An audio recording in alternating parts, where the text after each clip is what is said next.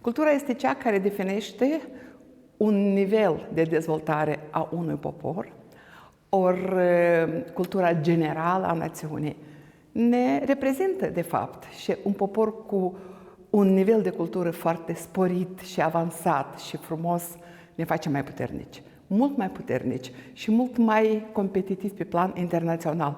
Ori în cazul în care suntem noi acum, alături de o mare urgie și de un mare pericol, de fapt, pentru întreaga Europa, aș zice eu, un popor cu o cultură înaltă este cel care poate ține piept tuturor provocărilor. Nu poți cumva înfrânge un popor care are o cultură înaltă, nu poți să provoci un popor. Asta este puterea, forța unui popor. Și, de fapt, pentru noi, oamenii de cultură, contează foarte mult atitudinea celor din jur pentru oamenii de cultură. Ori pentru mine personal e mult mai important nivelul general al culturii în toate domeniile. În economie, în politică, în comunicare.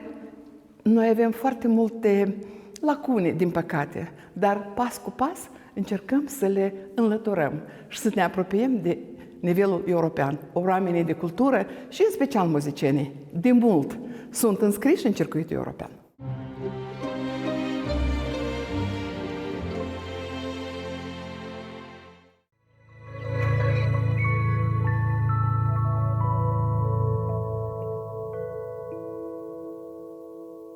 Au fost nenumărate momente în care timpul a contat. 7 ani în care am ales să fim prezenți și asumați. De 7 ani, Repromed înseamnă medicina făcută cu grijă pentru oameni. Asta este povestea noastră și mergem mai departe.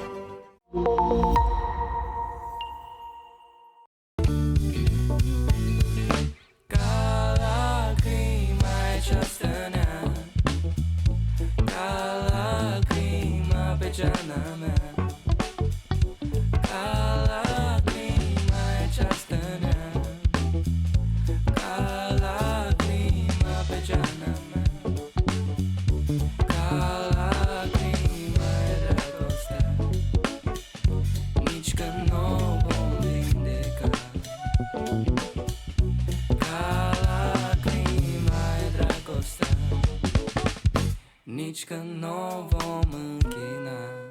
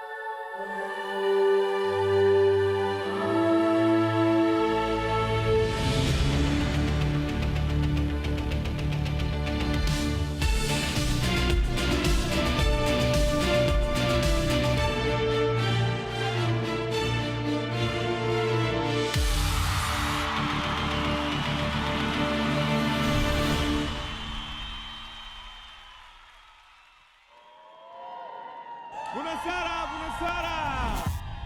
Preselecția națională pentru Eurovision continuă! Multă energie aici! De mult la mine nu tremurau mâinile. Este o atmosferă incendiară! Doamnelor și domnilor, sunteți pregătiți să înceapă marea finală?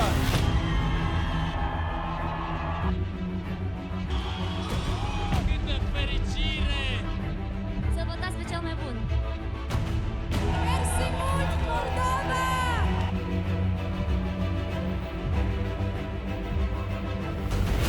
Mare bucurie, mare!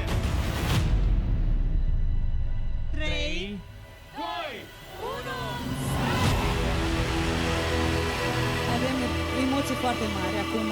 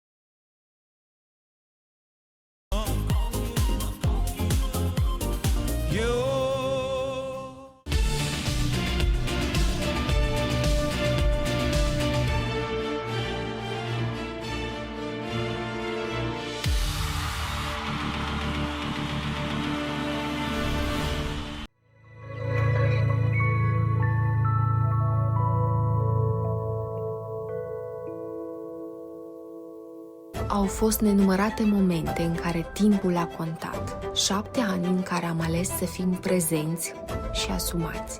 De 7 ani, Repromed înseamnă medicina făcută cu grijă pentru oameni. Asta este povestea noastră și mergem mai departe.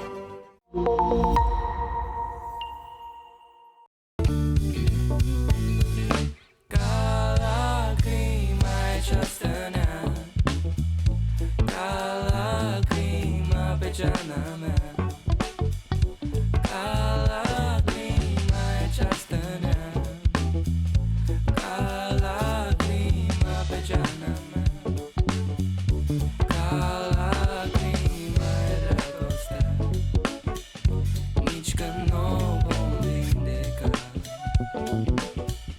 Ca lacrima e dragostea, nici când nu o vom închina.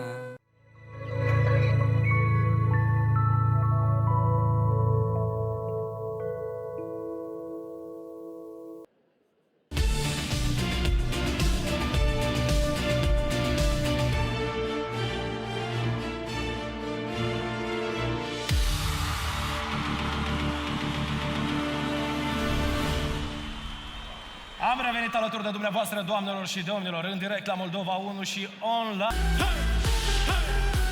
Republica Moldova!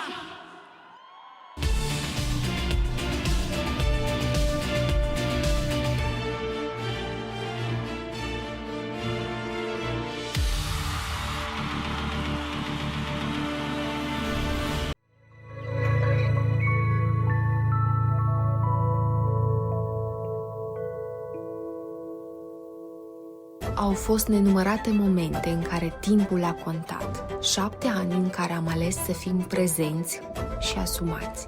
De 7 ani, Repromed înseamnă medicina făcută cu grijă pentru oameni.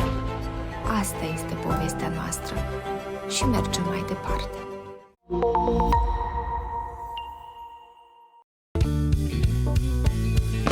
Ca lacrima ce stănea, ca lacrima pe geana mea, ca lacrima ce stănea, ca lacrima pe geana mea, ca lacrima e dragostea, nici când nu o vom vindeca.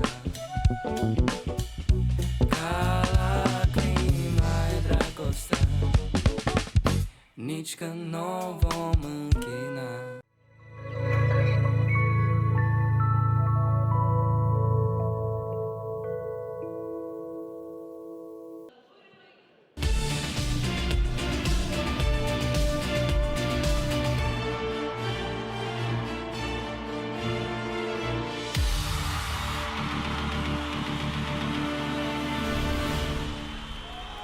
Și am revenit în direct la Moldova 1 în acest vulcan numit... Dar inima te simte tată.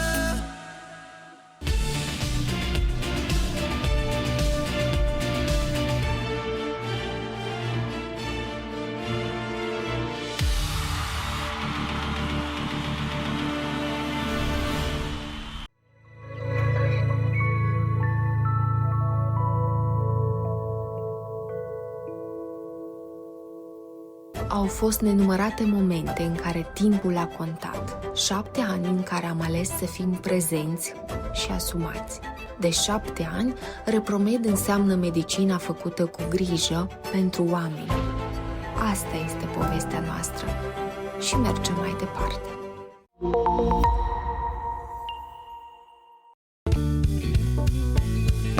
Ca lacrima ce stănea, ca lacrima pe geana mea, ca lacrima ce stănea, ca lacrima pe geana mea, ca lacrima e dragostea, nici când n-o vom vindeca.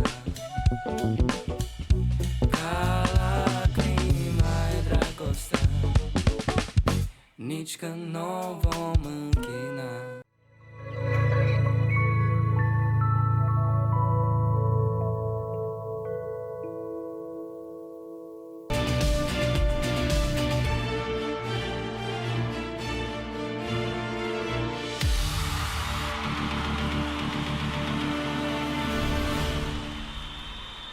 Muzica ne unește, muzica este în direct la Moldova 1. Still I can't just say goodbye.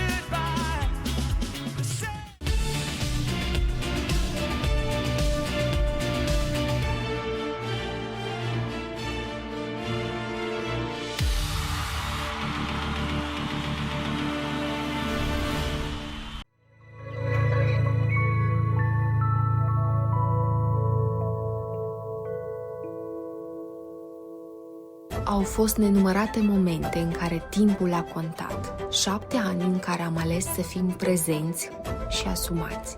De 7 ani, Repromed înseamnă medicina făcută cu grijă pentru oameni. Asta este povestea noastră și mergem mai departe.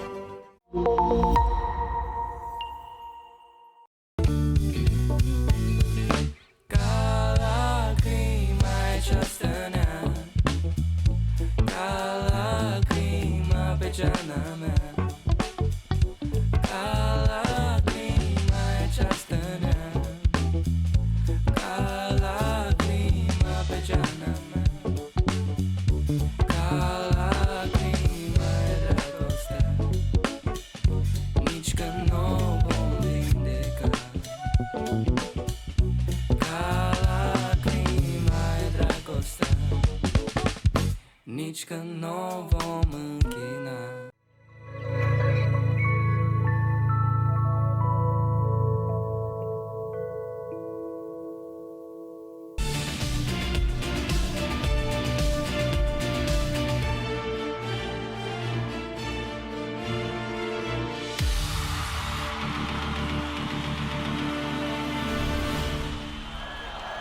Moldova, asta se strigă aici la arenă. Se aude Europa, Palma di Mallorca, saluti a tutti, Moldova is what you think, e una che loca, Repubblica Moldova, Moldova, la loca, la Dio vida loca, se roca, Europa, Palma di Mallorca, saluti a tutti, Moldova is what you think, e una che nova, Repubblica Moldova, su!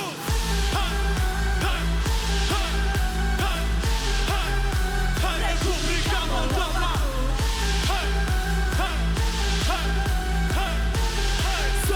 Repubblica Moldova. Welcome to Moldova. Mulțumim mult. Thank you all.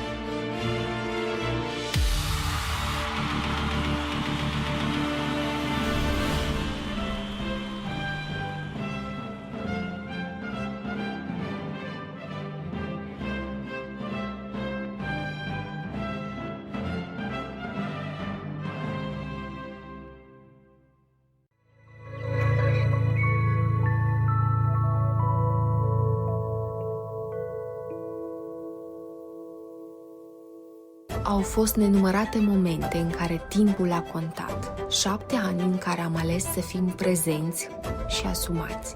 De 7 ani, Repromed înseamnă medicina făcută cu grijă pentru oameni. Asta este povestea noastră și mergem mai departe.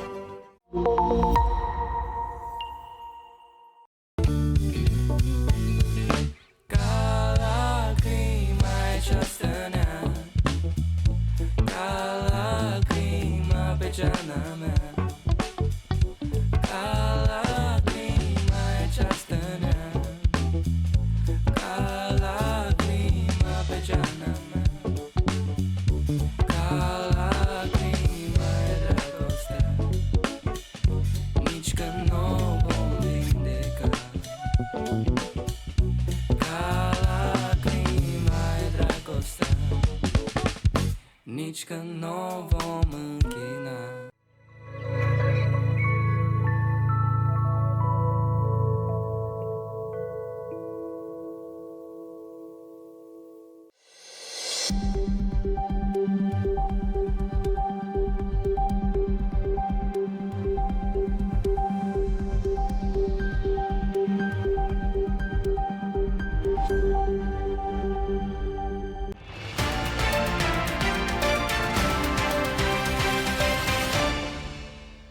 Doamnelor, domnilor, bună seara și bine v-am regăsit la Mesager. Sunt Leanca Lașcurață. Iată cele mai importante știri. Show de excepție la Arena Chișinău. Republica Moldova și-a ales reprezentantul pentru Eurovision Song Contest. 16 participanți au concurat pentru dreptul de a reprezenta țara pe scena europeană a muzicii. O dronă de tip Gerbera a fost găsită pe malul unui iaz la intrarea în satul Nucăreni din raionul Telenești. Oamenii legii au fost alertați de un vânător. Școlile din Kiev și întreaga regiune vor fi închise până pe 1 februarie din cauza crizei energetice. Zeci de mii de oameni rămân în continuare fără electricitate și încălzire, în timp ce atacurile rusești continuă. Detalii la Mesager. Republica Moldova și-a ales reprezentantul pentru Eurovision Song Contest 2026. Cine va urca pe scena de la Viena ne spune colega noastră Cornelia Cornea, care se află în aceste momente la Chișinău Arena. Cornelia, bună seara! Care e atmosfera acolo și cine va merge în Austria în mai?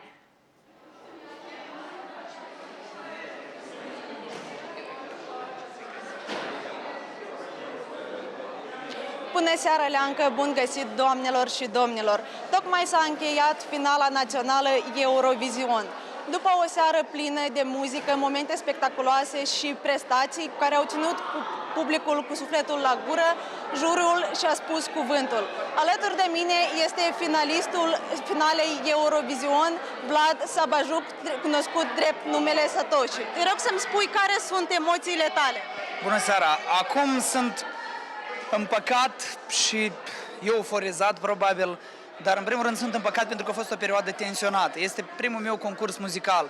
Indiferent de faptul că am o carieră care se întâmplă în paralel cu oricare concurs și de experiența pe care o am cântând, contextul dat de competitivitate te pune în niște condiții în care te tensionezi, te pui la îndoială propriile capacități, ești pus în comparații. De asta s-au creat foarte multe presiuni la care eu nu m-am așteptat, dar pe de altă parte sunt bucuros că am învățat niște lucruri și sunt bucuros că în momentul în care am intrat într-o zonă de confort, mi-am asumat o provocare care este Eurovision. Eurovision este un format foarte complex, compus, imprevizibil, care necesită multă pregătire.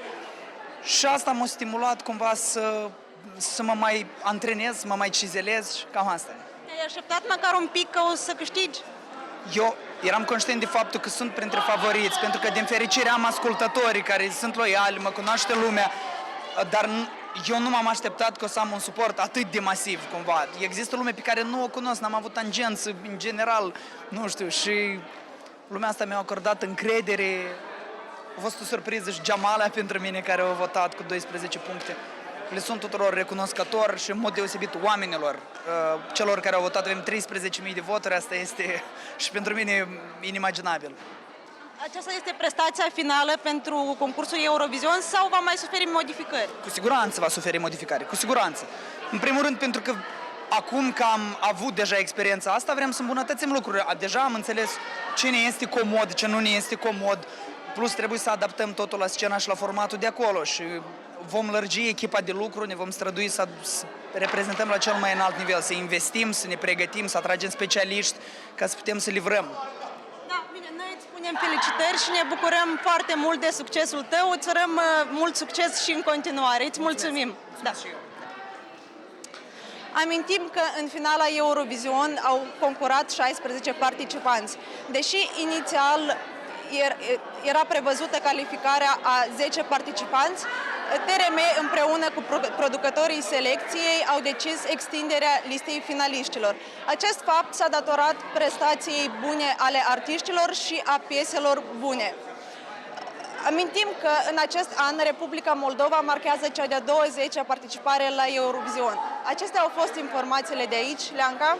Îți mulțumesc. Continuăm acum cu alte știri. O dronă de tip Gerbera cu o lungime de aproximativ 2,5